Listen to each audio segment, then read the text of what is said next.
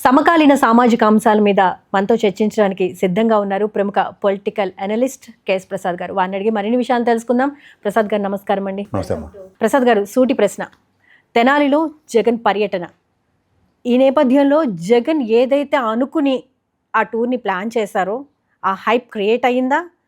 ఆ ఇమేజ్కి రీచ్ అయ్యారా? ఏమనుకుంటున్నారు మీరు? హైప్ క్రియేట్ అవ్వడం అన్నది నేను ఖచ్చితంగా యాక్సెప్ట్ చేయను. ఎందుకంటే ప్రజాస్వామ్యంలో ప్రజలు చూస్ చేసుకుని ప్రజల్లోంచి ఆవిష్కృతుడైన ఒక ప్రజానాయకుడికి హైప్ క్రియేట్ చేసుకోవాల్సిన అవసరం లేదు. అతను రీసెంట్ పాస్ట్లో ఎలక్షన్స్ ఓటమి 11 స్థానాలు తదనంతరంలో ఆయన బయటకు వచ్చిన ప్రతిసారి జనస్పందన అన్నది నా భూతన భవిష్యత్ అసలు ఊహకు అందని విధంగానే ఉంది. ఉదాహరణకి రాప్తాడులో ఆయన్ని నిలువరించే కార్యక్రమంలో హైవేల్లో దిగ్బంధనాలు చేస్తే కూడా 1200 మంది పోలీసులు పెట్టి పొలాలకు అడ్డుగా వెళ్ళి అక్కడ ఆ చనిపోయిన వాళ్ళకి సంఘీభావం ప్రకటించడానికి వెళ్ళినప్పుడు జరిగిన ఉదంతం చూస్తే ఇవన్నీ అసలు అనవసరంగా కొన్ని ఛానల్స్ ఒక డిమాండ్ చేయడానికి చేస్తున్న ఒక ప్రయత్నంలో అది కానే కాదు. First of all it's the design program. అక్కడికి వెళ్తున్నప్పుడు అది ఇరుకు సందుల్లో ఖచ్చితంగా అంతమంది జనాలు గ్యాదరింగ్ అన్నది ఖచ్చితంగా ఉంటుంది. రెండోది ఏంటంటే మీరు ఆ కాన్సెప్ట్లో తెనాల్లో జరిగిన అంశం వ్యవస్థ ఆ విధంగా రాక్షసంగా కర్కశంగా ప్రవర్తించడం పట్ల అతను డిసెంట్ తెలియజేయడానికి వెళ్ళాడు. ఎందుకంటే ఆ పిల్లలు చేసింది పూర్వపరాలతో నాకు సంబంధం లేదు, బట్ వ్యవస్థని చేతిలోకి తీసుకోండి. ఎందుకంటే గౌరవ న్యాయస్థానాలు శిక్షలు ఖరారు చేస్తాయి. పోలీసు వ్యవస్థ అభియోగాలు మోపిన వాళ్ళని కోర్టు ముందు ప్రవేశపెట్టి కోర్టుల త్రూగా సముచిత న్యాయం ప్రజలకి తప్పు చేసిన వాడికి చేయడానికి మాత్రమే పోలీస్ వ్యవస్థ ఉంటుంది. బట్ పోలీస్ వ్యవస్థ డిస్క్రిప్షన్స్ తీసుకున్న ఆ విధంగా రాక్షస కర్కసత్వాన్ని ప్రదర్శిస్తే ఎంతవరకు సమంజసం? అది మీడియా ముఖంగా చర్చించాలి, కానీ వాళ్ళని వెళ్ళి పరామర్శించడం వెనుక రాజకీయ స్టంట్ అలా కాదు. రాజకీయ స్టంట్ దేనికి ఉంటుంది? ఇప్పుడు ఒక విధంగా చూసుకుంటే ఈ జనసేన పార్టీ లేదా తెలుగుదేశం పార్టీ లేదా బీజేపీ పార్టీ ఏదైనా ఏ పార్టీ ఎజెండాలు వాళ్ళకు ఉన్నాయి. But in the same scenario if you really look at YSRCP అన్న దగ్గర నా బీసీలు నా ఎస్సీలు నా ఎస్టీలు అనుకుని మాట్లాడిన జగన్మోహన్ రెడ్డి గారు ఇట్స్ ఎ క్లాస్ వార్ అనే ఎలక్షన్ క్యాంపెయినింగ్లో స్టార్ట్ చేసిన ఉదంతంలో ఎప్పుడైతే అణగారిన వ్యవస్థకు సంబంధించిన ప్రజల పట్ల ఈ ప్రభుత్వం ప్రదర్శిస్తున్న కర్కసత్వం, ఉదాహరణకి పిఠాపురంలో ఆల్మోస్ట్ నగర బహిష్కరణ చేసి వాళ్ళని వెలివేసి అక్కడ సమన్యాయం దగ్గర మాట్లాడుతున్న అంశాలు, ఇక్కడ రీసెంట్ డెవలప్మెంట్లో వాళ్ళ ముగ్గురిని కర్కశంగా కొట్టడం, ఇది ఎంతవరకు సమంజసం? ఇప్పుడు ఇదే మాటకొస్తే సినిమా ఫెటర్నిటీలో ఈ గంజాయిలు తాగి లేకపోతే మత్తు పదార్థాలు తీసుకుని నార్కోటిక్ వాళ్ళు ఎత్తుకుని వెళ్ళారు. వాళ్ళని తీసుకెళ్ళినప్పుడు ఎవడన్నా ఇలా కొట్టుకుంటూ ఈడ్చుకుంటూ తీసుకెళ్ళారా? లేదంటే ఇక్కడ మా గొప్ప వ్యక్తి ఉన్నాడు, మేము సమాజంలో ఆయన 2 చేతులు ఎత్తి గౌరవించే సజ్జనార్ గారు ఉన్నారు. నిజంగా ఆ రోజు ప్రభుత్వ నిర్ణయం 2 ప్రమాదకర సిచ్యువేషన్స్ ఆడపిల్లల పట్ల జరిగినప్పుడు ప్రభుత్వం అండ్ పోలీస్ డిపార్ట్మెంట్ సమన్వయంతో చేసిన ఒక నిర్ణయానికి ఆయన తీసిన ఎన్కౌంటర్లు రెండింటినీ తీసుకుంటే కూడా ఏ రోజు ప్రజల్లో చర్చనే అవసరం కాలేదు. సో వాళ్ళ మీద ఎప్పుడైతే దాష్టికాలు జరుగుతున్నప్పుడు సమాజంలో ఎక్కడో దగ్గర ఒక ప్రశ్న అన్నది ఉత్పన్నం కావాలి.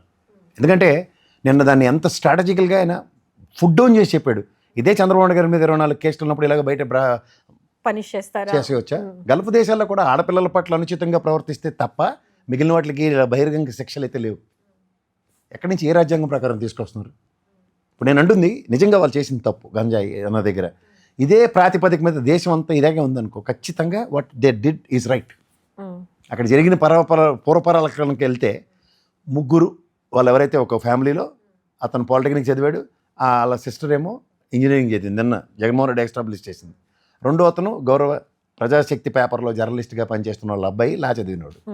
మూడోవాడు అతను ఏదో ఉంది, what ever you name it as. End of the day police ఒక ఇండైరెక్ట్ ప్రొవొకేషన్లో మఫ్టీలో వెళ్ళి బండి తాళాలు లాక్కొని ఒక బర్త్డే సెలబ్రేషన్స్లో వాళ్ళ మీద రౌడీ జులుం చూపించిన పర్యవసానం అతన్ని గలాబలో తోశారు పోలీసు అతన్ని. తదనంతర పరిణామాల్లో అతను పోలీస్ స్టేషన్కి వెళ్ళి ఈ గంజాయి చెత్త సేదారం అంతతో ఒకే ఒక కేసు ఏదో అట్రబెట్టి ఉంది అతని మీద. మిగిలిన వాళ్ళిద్దరు జరిగింది ఎప్పుడు, ఎస్టాబ్లిష్ అయింది ఎప్పుడు, కోర్టుకి ఎందుకు ప్రొడ్యూస్ చేయలేదు? నెల రోజుల ముందు జరిగితే ఇప్పుడు వీడియో వైరల్ అయింది కాబట్టి దాని గురించి మాట్లాడుకుంటున్నారు కదా. ఆ నెల రోజుల ముందు పరిణామాలు నేను చెప్తున్నా. ఒక ట్రయాంగిల్ లవ్ స్టోరీ కూడా దీంట్లో ఇన్వాల్వ్ అయ్యింది. ఇవన్నీ చెత్త చెదారాల నుంచి అవుట్కమ్ ఏంటి? పవర్ ఉన్నప్పుడు మిస్యూటిలైజ్ చేయొచ్చా? ఇప్పుడు ఇదే ఢిల్లీలో ఒక ఐజీ స్థాయిలో ఒక వ్యక్తి తన కబంధ హస్తాల్లో ఒక చట్టం తీసుకున్నప్పుడు రిటైర్మెంట్ బెనిఫిట్స్ కూడా లేకుండా సస్పెండ్ చేసిన గౌరవ న్యాయస్థానం ఉంది. అంతదాకా ఎందుకు?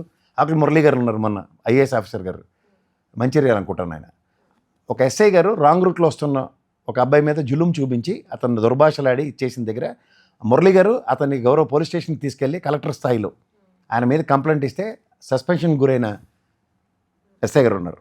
సో ఇట్లాంటి చర్యలు ప్రతిచర్యలు ఉన్నప్పుడు గౌరవ న్యాయస్థానంలో ఇది సుమోటో కింద కేసు తీసుకుంటే వాళ్ళకి రిటైర్మెంట్ బెనిఫిట్లు కూడా రావు. అంటే చట్టాన్ని చేతిలో తీసుకున్నారు కాబట్టి ఆ పోలీస్ వ్యవస్థను ప్రశ్నించాలి, కానీ వెళ్ళి వాళ్ళని పరామర్శించడం ఎంతవరకు కరెక్ట్?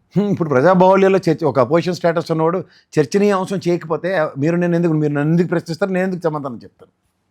ఇప్పుడు వ్యవస్థను డైరెక్ట్గా వెళ్ళి పోలీస్ డిపార్ట్మెంట్ ముందుకెళ్ళి ఆయన కొట్టడం తప్ప అని దార్కాణాలు చేయడానికి వెళ్ళరు కదా ఎవరైనా. ఒక వ్యవస్థలో ఈ విధంగా సంబంధిత వ్యవస్థలోనే పనిషబుల్ సిస్టమ్ని భారత రాజ్యాంగం యాక్సెప్ట్ చేసిన ద్వారా ఆ డిస్క్రిప్షన్ ఓన్లీ గౌరవ న్యాయస్థానాలకు ఇచ్చారు. గౌరవ పోలీస్ వ్యవస్థకి ఆ విధమైన డిస్క్రిప్షన్స్ లేవు. ఈవెన్ 3rd డిగ్రీ లాంటిది ప్రదర్శించిన 4 గోళ్ల మధ్య 3వ కంటికి తెలియకుండా. ఉదాహరణకి రఘురామకృష్ణరాజు గారి ఇన్సిడెంటే తీసుకుందాం. ఆయన కొట్టారని లబోదివ్వమన్నారు. గౌరవ న్యాయస్థానం ఎందుకు కన్విన్స్ కాలే? గౌరవ న్యాయస్థానం ఏమైనా ఒక్క కానిస్టేబుల్ని సస్పెండ్ చేసింది ఆ ఉదంతంలో? ఆయన ఎంతమంది పేర్లు పడితే అది వెట్లాచారి సినిమాలో దొరికిన వాళ్ళు అందరి పేర్లు చెప్తుండే కదా. ఆయన ఒక్కడిని సస్పెండ్ చేసిన ఉదంతం చెప్పమనండి. గౌరవ న్యాయస్థానం కన్నా ఇంకెవరైనా కన్విన్స్ అవుతారా? సో ఇవన్నీ మనకి సోదాహరణంగా కళ్ళ ముందు కనబడుతున్నప్పుడు ఇప్పుడు ఈ మాటకు వస్తే మన లోకేష్ గారు హెలికాప్టర్ వేసుకుని మరీ వెళ్ళారు. ఎక్కడ ప్రకాశం జిల్లా దగ్గర, నెల్లూరు జిల్లా దగ్గర ఒకరిని చంపి పడేసారు పైశాచికంగా కత్తులతో పొడిచి. ఎన్ని రౌడీ షీట్లు ఉన్నాయి అతని మీద? 25 కేసులు పైన ఉన్నాయి. చదివి వినిపించమంటారా? అంటే ప్రజాస్వామ్యంలో వాళ్ళు చేస్తే అన్ని రైటు, యువతలు చేస్తే తప్ప. జగన్ గారు ఒకటే క్వశ్చన్ చేస్తున్నారు, చట్టాన్ని చేతుల్లో తీసుకోవడం ఎంతవరకు కరెక్ట్ అని. దీన్ని ఎందుకు ప్రోపకాండ చేస్తున్నారు అంటే వెనకాల ఉండి వీళ్ళు రాజకీయ స్టంటుల్లో భాగం, లేకపోతే దళితుల కోసం, లేకపోతే ఓటు హక్కు కోసం ఇదంతా ఓటు బ్యాంక్ రాజకీయాలను చేస్తున్నారు జగన్. ఏమంటారు? 5 ఏళ్ళు బట్టి చేసిన పని అదే కదా ఆయన. నా ఎస్సీలు, నా బీసీలు, బిలో పవర్టీలో ఉన్న అందరికీ సంక్షేమం 98% ట్రాక్ రికార్డ్ అదే కదా ఆయన గవర్నమెంట్ సక్సెస్. ఇప్పుడు ఇవాళ ప్రజాస్వామ్యంలో ఆయన ప్రభుత్వం ఉదాహరణకి వీళ్ళెవ్వరినీ పట్టించుకోకుండా ఒక సంక్షేమం చేయకుండా ఇప్పుడున్న ఈ సంవత్సరం పాటు వీళ్ళు చేస్తున్న పనిలా కూర్చుని ఉంటే మీరు ఏది చెప్పినా అది రైట్.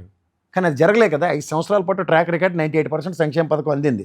ఎక్స్చెక్కర్ నుంచి ఆల్మోస్ట్ 1.5 year బడ్జెట్ తీసి ప్రజాస్వామ్యంలో ప్రజలకు పంచిన ఉదంతం the first ever rarest phenomena. తెనాల్లో ఉండే దళితులు కూడా ఆయన పర్యటనను ఖండించిన సందర్భాలు ఉన్నాయి కదా, దాని గురించి వాళ్ళు మొన్నటిదాకా ఎక్కడ ఉద్ధరించి ఊళ్ళేరు కనుక్కోవాలి. ఇదే వైఎస్ఆర్సీపీలో ఎంపీటీసీలు, జడ్పీ చైర్మన్లు, ఎంపీ చైర్మన్లు చేసిన వాళ్ళు ఉన్నారు. వాళ్ళు నిరసన గలాలు ఏ పార్టీకి వెళ్తే ఆ పార్టీకి షడతలు కొట్టే బ్యాచ్ కింద వివరించాలి. నిజమైన ప్రజాస్వామ్య పరిరక్షణలో బాబాసాహెబ్ అంబేద్కర్ గారి ఆలోచన సరళలో ఈ అణగారిన వ్యవస్థను ఈ విధంగా ట్రీట్ చేయమని ఎక్కడైనా రాజ్యాంగంలో రాసి ఉందా? నేను భగవంతుడితో కొలుస్తాను ఆయన్ని. ఇదేనా దీనికోసమైనా 78 సంవత్సరాల స్వతంత్రంలో కూడా నగర బహిష్కరణలు, వెలివేతలు, ఆ సామాజిక వర్గం పట్ల పైశాచికత్వాలు, కర్కసత్వాలు ఎక్కడి నుంచి వస్తున్నాయి వీళ్ళందరికీ డిస్క్రిప్షన్స్? చట్టాన్ని తన చేతిలోకి తీసుకున్నప్పుడు నాకెంత ప్రాబ్లం ఉంటుందో అదే పోలీస్ డిపార్ట్మెంట్ కూడా అంతే తీవ్ర పరిణామాలు ఉంటాయి. అందరూ తీసుకుంటున్నారా? ఇండివిజువల్ వెంజంట కాళ్ళ మీద కూడా బూటు కాలతో తొక్కిపెట్టి కొడతారా? 210 SI గారికి 310 SI గారికి what way they true are related? ఏ పరివ్యూలో జరిగేవి? ఇంట్లో జరిగిన విషయాన్ని కూడా రాజకీయంగా చేస్తున్నారు అనే టాక్ కూడా వినిపిస్తుంది కదా. ఇంట్లో నార్మల్గా జరిగిన విషయం ఏది నార్మల్గా? ప్రజాబాహుళ్యంలో తీసుకొచ్చి పైశాచికంగా కొట్టడం ఇంట్లో జరిగే చర్చ. ఎవరైనా తప్పు చేస్తారా? మన సమాజంలో నేనైనా మీరైనా ఎవరో అతీతం కాదు చట్టానికి. తప్పు చేసిన వాడిని శిక్షించే అధికారం గౌరవ న్యాయస్థానానికి ఉంది, గౌరవ పోలీస్ డిపార్ట్మెంట్ ఉంది. I'm not contradicting that. But supporting system ఎట్లా అంటున్నాను. ఇప్పుడు మీరు వాళ్ళని శిక్షించే హక్కు మీకు ఎవరు ఇచ్చారు? గౌరవ న్యాయస్థానం డైరెక్షన్ ఇచ్చిందా? ప్రజాబాహుళ్యంలో శిక్ష విధించండి, ఎక్కడ మన గల్ఫ్ తరహా శిక్ష అర్హుడు వీడు కొట్టండి అని చెప్పిందా? అంత మంచి పని చేసిన సజ్జనార్ గారే ఇవాళ ప్రజా సంఘాల దగ్గర అండ్ జాతీయ మానవ హక్కుల సంఘం దగ్గర పోలీస్ డిపార్ట్మెంట్లో ఎంక్వైరీలకు వెళ్తున్నాడు ఆయన. ప్రభుత్వ పోలీస్ డిపార్ట్మెంట్ సమన్వయంతో చేసిన దగ్గర ఎక్కడి నుంచి వస్తున్నాయి వీళ్ళందరికీ సూపర్లేటివ్ డిగ్రీస్, సూపర్లేటివ్ డిస్క్రిప్షన్స్? అదే ప్రశ్నించబడుతున్నాయి. సో ప్రభుత్వం ఎలా రియాక్ట్ అవుతుంది అంటారు? ఏం రియాక్ట్ అవుతుంది? అనితమ్మ గారు ఏమని రియాక్ట్ అయ్యారు? ఆవిడ అదే దళిత సామాజిక వర్గానికి చెంది ఆ దళితుల మీద జరిగింది అండి, పోలీసులు చేసింది రైటు రాంగు అన్నీ బయాస్డ్గా మాట్లాడుతుంటే కాంట్రడిక్టరీ స్టేట్మెంట్స్ ఎక్కడి నుంచి వస్తున్నాయి? ఎందుకు వస్తున్నారు వాళ్ళు? నిజంగా చెప్తున్నాను, ఒక శిక్ష గౌరవ న్యాయస్థానం కనుక వాళ్ళు చేసిన తప్పుని బహిర్గతం చేసి ఈ శిక్షకు వీళ్ళ అరువులు ఏ శిక్షను విధించండి, మేము ఎవ్వరం దాన్ని మాట్లాడే హక్కు స్థాయి కూడా లేదు.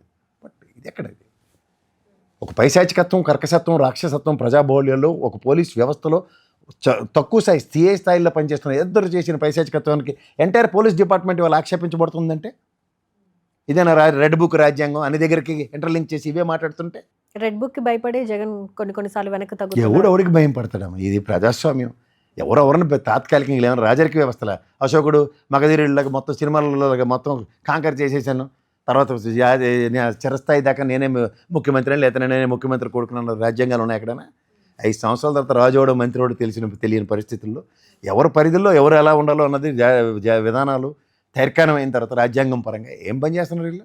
సరే, తెనాల్లో పర్యటనకు కానీ లేకపోతే పరామర్శకు కానీ జగన్ వెళ్ళొద్దంటూ కార్యకర్తలే చెప్పిన సందర్భాలు ఉన్నాయి, అయినా జగన్ వినలేదు. నేను అదే చెప్తున్నాను. ఎవడో 4-5 కార్యకర్తలు అంటే వాళ్ళందరూ ఏ పార్టీ నుంచి ఏ పార్టీలో గెంతేశారో విత్ సబ్స్టాన్షియల్ ఎవిడెన్సెస్ ఉన్నాయి. ఓకే, నేను మొన్న ఎంపీటీసీలు జెడ్పీటీసీలు వేలం పాటలు కొనుక్కున్న వాళ్ళందరూ ఇవాళ అవతల పార్టీకి వెళ్ళి వాళ్ళ పార్టీ గలం తప్ప ఈ పార్టీ గలం ఎలా అనిపిస్తారు? ఒక దళిత మహిళ ఏంటి, దళితులు తంతే కూడా ఆవిడేమో ఇప్పుడు రూలింగ్ పార్టీకి అనుగుణంగా మాట్లాడుతూ నిన్నటిదాకా వైఎస్ఆర్సీపీలో ఉన్నాడే.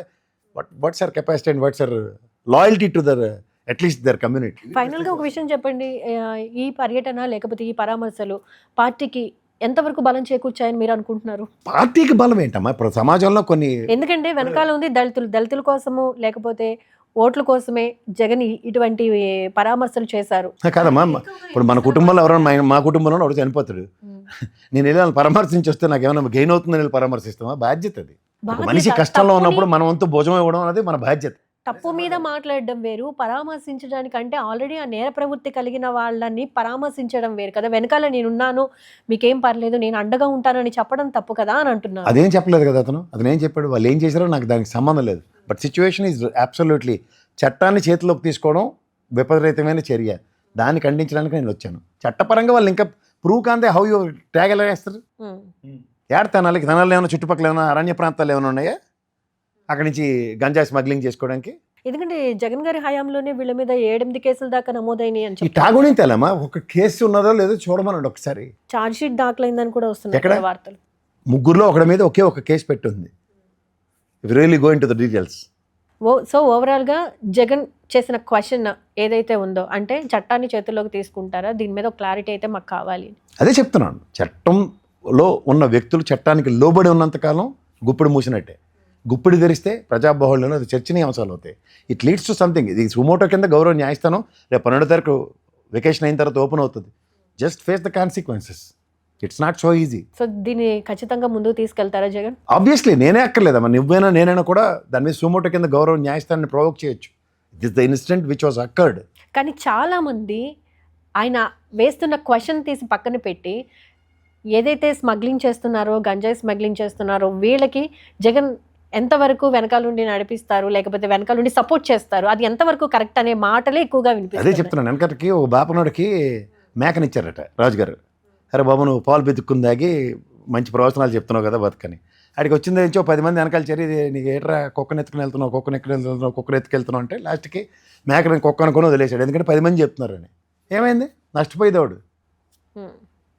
అలా ముందే వీళ్ళు ఒక నెరేటివ్స్ని ఫిక్స్ చేసి, అలా మీరు గంగతో రాంబాబు సినిమా చూసేవా? అందులో బ్రహ్మానంద గారు ఉంటాడు, ముందే స్లైడ్లు రెడీ చేసుకుని ఉంటాడు, ఇటు చేస్తే బతికుంటే అని. అలా జగన్మోహన్ రెడ్డి మీద మొత్తం ఈ తపేల ఛానల్ వాళ్ళందరూ కూర్చొని స్లైడ్లు రెడీ చేసి కూర్చున్నారు. రోజు అదే అలా ఫుల్ పౌడర్ కొట్టుకుని వస్తాడు, పొద్దున్న పులిహోర కలిపినట్టు వార్త తయారు చేస్తాడు, దరిద్రగోటు వార్త. మీకు చిన్న ఎగ్జాంపుల్ చెప్తాను. విజయసాయిరెడ్డి మీద అలో లక్ష్మణారాయణ పడి ఏడిచినాడు, ఇప్పుడు ఆ ఏడుపు మానేసాడు, వైలెన్ తీసి వాయిస్తాడు, నేను మించిన వాళ్ళు లీడర్ అని. సో అలాంటివి చూసిన తర్వాత కూడా ఇంకోటేమో కెపాసిటీ ఏంటంటుందో మ్యాక్సిమం డైపర్ వేసుకుని 4 గంటలు కూర్చొని డిబేట్ చేయగలరు. ఇంకోటి పెట్రోల్ బంక్ ఓనరు. వీళ్ళకి జర్నలిజం పట్టాలు కూడా ఇచ్చాడు. జర్నలిజం అంటే వాస్తవాలకు దగ్గరికి వెళ్ళి ఏదైనా చెప్తారేమో అని చూస్తుంటే ఇప్పటిదాకా లేదు. ముందు నెరేటివ్స్ ప్రకారం ఆల్రెడీ ఛార్జ్ షీట్లు పైలు అయిపోయాట. టాగుణితలే తెలుగు భాషలో టాగుణితాన్ని ఎప్పుడైతే రద్దు చేస్తారో సగం ప్రాబ్లమ్స్ సాల్వ్ అవుతాయి. ఈ ఇల్యూషన్స్తో వార్తను స్ప్రెడ్ చేసేస్తే, మన దగ్గర 10 ఛానళ్ళు ఉన్నాయి, 500 హెడ్స్ ఉన్నాయి, టక్ వేసేసామనుకోండి, ఇదే కదా అన్నదాన్ని దీన్ని కంపేర్ చేయడానికి ఛాన్స్ ఉండదు. అది వాళ్ళ అడ్వాంటేజ్. ట్రాఫిక్ రూల్స్ కరెక్ట్గా పాటిస్తే, లేకపోతే నలుగురికి ఉపయోగపడితే పోలీసులు వచ్చి సామాన్య జనాన్ని అప్రిషియేట్ చేయడం, దాన్ని వీడియో తీసి పోస్ట్ చేయడం ఇలాంటివి జరుగుతుంది. సో తప్పు జరిగినప్పుడు కొంచెం పనిష్ చేయడం కూడా జనాలు చూస్తే ఇలాంటివి చేయకుండా ఉంటారు అనే ఒక ఉద్దేశాన్ని క్రియేట్ చేయడం కోసం పోలీసులు అలా ప్రవర్తించారని అనుకో. ప్రశ్నలోనే సమాధానం ఉందమ్మా. ఇప్పుడు నిజంగా నేను ట్రాఫిక్ రూల్స్ పాటించకుండా నాకు ఇచ్చేస్తున్నప్పుడు గౌరవ చట్టం ప్రకారం నాకు పనిషబుల్ క్లాజ్ ఏంటంటే పెనాల్టీ క్లాజ్ ఉంది. పెనాల్టీ వేస్తున్నప్పుడు నేను శిక్షించబడుతున్నా. కానీ పెనాల్టీ వేయకుండా నన్ను పోలీస్ కానిస్టేబుల్ నన్ను అక్కడ కొట్టడం, దిస్ ఇస్ నాట్ యాక్సెప్టబుల్. అదే ప్రశ్నిస్తున్నారు జగన్.